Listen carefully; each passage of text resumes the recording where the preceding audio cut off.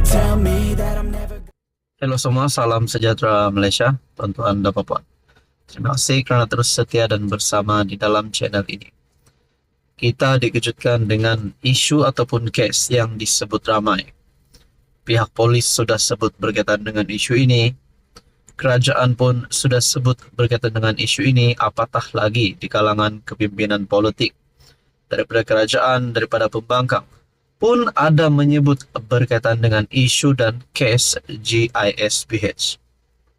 Sebelum ini, Baginda yang di-Pertuan Agong ke-17, Sultan Ibrahim, juga sudah bertitah berkaitan dengan isu ini.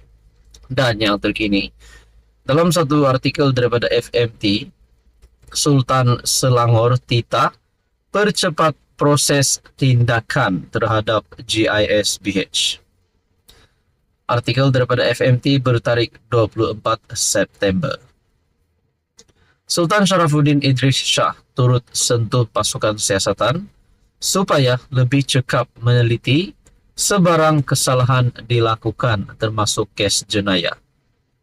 Sultan Selangor, Sultan Sharafuddin Idris Shah menitahkan proses tindakan lanjut berkaitan isu Global Equine Service and Business Holdings ataupun GISBH dipercepatkan. Menteri Besar Amiruddin Syahri berkata, perkara itu antara ditekankan Sultan Selangor ketika sesi pertemuan mingguan hari ini. Selain Baginda berpandangan pasukan siasatan perlu lebih cekap meneliti sebarang kesalahan berkaitan GISBH termasuk kes jenayah. Pada sesi pertemuan tadi, isu GISBH tidaklah dibincang secara spesifik. Namun, Baginda meminta supaya tindakan lanjut dipercepatkan oleh Jabatan Agama Islam Selangor, JAIS, dan Majlis Agama Islam Selangor, MAIS. Esok, Dr. Muhammad Fahmi Nga, Exco Agama Islam dan Pembudayaan Inovasi, dijangka memberi beberapa penemuan mengenai perkara itu, serta tindakan yang bakal diambil, katanya ketika ditemui selepas merasmikan penutupan Dialog Belanjawan Selangor 2025. Beliau berkata, sesi menghadap yang menjadi rutin mingguan itu turut membincangkan beberapa keputusan Majlis Mesyuarat Kerajaan Negeri berkaitan isu dan hala tuju negeri Selangor. Difahamkan sesi menghadap kira-kira 2 jam itu berlangsung di Istana Bukit Kayangan. Dalam perkembangan sama, Amiruddin berkata, kerajaan negeri akan menguatkuasakan larangan pengoperasian premis kepada GISBH selepas memperoleh laporan penuh daripada polis dan jawatan kuasa agama Islam negeri. Sudah tentu polis perlu menjalankan siasatan penuh dan menyerahkannya kepada kami, kerajaan negeri, bagi tindakan lanjut seperti tidak membenarkan mereka menggunakan premis di Selangor. Berita sepenuhnya dalam artikel FMT, Sultan Selangor titah percepat proses tindakan terhadap GISBH. Halo semua, salam sejahtera Malaysia. Selamat datang ke channel Fels Lifestyle. Tuan-tuan dan puan, selepas banyak gesaan yang diterima oleh Anwar Ibrahim, kecaman yang diterima oleh Anwar Ibrahim, letak jawatan, bubar parlimen, mengarahkan Anwar Ibrahim untuk mengundurkan diri. Banyaklah pelbagai serangan yang diterima oleh Anwar Ibrahim. Namun saudara-saudara, apa yang Anwar lakukan? Adakah Anwar Ibrahim mengalah? Adakah Anwar Ibrahim bubar parlimen? Adakah Anwar Ibrahim letak jawatan kerana serangan-serangan daripada kepimpinan pembangkang ataupun musuh politik Anwar Ibrahim sendiri? Tuan-tuan, satu perkongsian daripada FMT bertarikh 24 September. RM21.5 juta disalur untuk bakul makanan di Pavali, Brina Krematorium, kata Anwar. Ini satu lagi bukti Anwar Ibrahim tidak mengalah, satu lagi bukti kemenangan Anwar Ibrahim meninggalkan musuh-musuh politiknya, meninggalkan PN, meninggalkan pembangkang. Ada yang kata nak jatuhkan Anwar, tunggulah PRU 16. Perdana Menteri berkata, kerajaan menyalurkan RM1.5 juta bagi bakul makanan sempena perayaan Deepavali dan RM 20 juta untuk membina krematorium di 5 negeri. Anwar Ibrahim berkata, kerajaan sehingga kini menyalurkan RM 1,5 juta untuk bakul makanan sempena perayaan Deepavali, manakala RM 20 juta lagi bagi pembinaan krematorium di Kedah, Johor, Selangor, Negeri Sembilan, dan Pulau Pinang. Seperti yang kita tahu, tumpuan rakyat Malaysia pada 28 September adalah PRK Dun Mahkota. Adakah dengan apa yang dilakukan ataupun keputusan daripada PMX yang terkini ini membolehkan kemenangan lagi bagi kerajaan perpaduan pada PRK Mahkota pada 28 September? Perdana Menteri berkata keprihatinan kerajaan terhadap masyarakat India akan diteruskan dalam Belanjawan 2025 yang bakal dibentangkan pada 18 Oktober bagi melaksanakan beberapa program khusus seperti sebelum ini.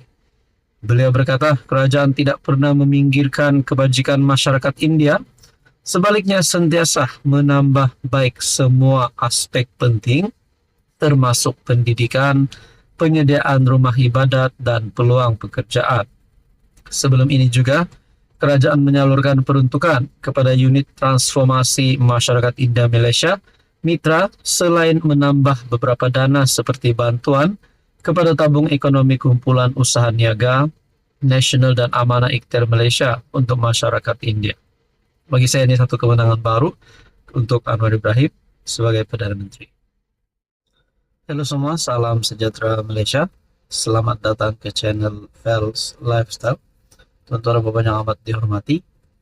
Tiba-tiba satu nama menteri besar ataupun satu nama pemimpin besar daripada kerajaan ataupun Pakatan Harapan disebut.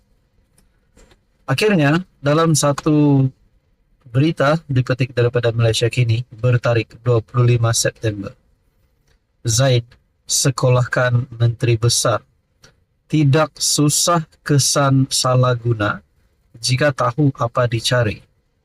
Bekas Menteri Undang-Undang Zaid Ibrahim menyekolahkan Menteri Besar Selangor Amiruddin Syahri tentang bagaimana pihak berkuasa boleh memantau dan memesan salah guna secara berkesan dalam organisasi yang menjalankan perniagaan dan rumah kebajikan seperti apa yang didakwa berlaku dalam GISBH. Ia susulan kenyataan Menteri Besar itu bahawa perubahan taktik GISBH yang beralih kepada perniagaan dan menghadkan aktiviti kepada ahli keluarga sahaja menjadi isu itu sukar dipantau dan agak lewat untuk didedahkan. Zaid berkata ia hanya sukar jika pihak berkuasa tidak tahu apa yang perlu mereka cari. Zaid Ibrahim dalam satu kenyataan, according to Selangor MB, GISBH is hard to expose. It's only hard if you don't know what you're looking for. Let's start with welfare homes. Di dalam satu kenyataan melalui media sosial Zaid Ibrahim. Adakah dengan ini sebenarnya mungkin menjadi satu gesaan kepada Menteri Besar untuk meletakkan jawatan? Menjadi persoalannya kerana Zaid Ibrahim menyekolahkan Menteri Besar Selangor itu. Pertama, kita mulakan dengan rumah kebajikan. Adakah jabatan kebajikan kedua-dua negeri dan persekutuan cukup lengkap untuk memantau penghuninya? Adakah pengusaha rumah kebajikan ditapis dengan betul? Adakah mereka mematuhi sepenuhnya peraturan? Adakah mereka perlu didaftarkan? Jika tidak, ini adalah sesuatu yang sepatutnya dilakukan oleh MP. Kemudian agak mudah untuk mengesan kanak-kanak yang dianiaya atau tidak dijaga dengan baik, kata Zaid dalam catatan panjang di akaun X. Selain itu, katanya, juga adalah tidak susah bagi pihak berkuasa memantau aktiviti perniagaan GISBH.